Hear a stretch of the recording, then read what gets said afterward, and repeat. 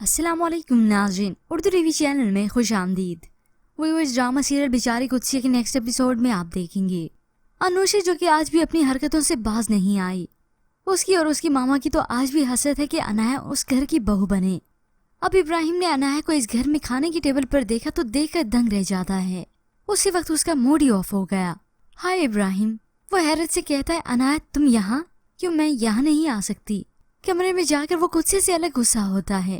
قدسیہ تم نے مجھے بتایا کیوں نہیں کہ انایا یہاں پہ آ رہی ہے؟ مگر آج قدسیہ نے بھی صاف کہہ دیا کہ مجھے آپ پہ غصہ آنا چاہیے۔ خیر اس کے بعد ویورز آپ دیکھیں گے انوشی کا سارا راز فاش ہو گیا جب اس کی والدہ کی دوست آ کر انوشی کے بارے میں سارا کچھ بتا دیتی ہیں کہ وہ ایک لڑکی کے ساتھ تھی اور ان کی دوستی نہیں بلکہ دوستی سے کچھ زیادہ تھا۔ دونوں بہت زیادہ بے تکلف تھے۔ ابراہیم تو چلو بیٹا تھا، جیسے کیسے مان گئی۔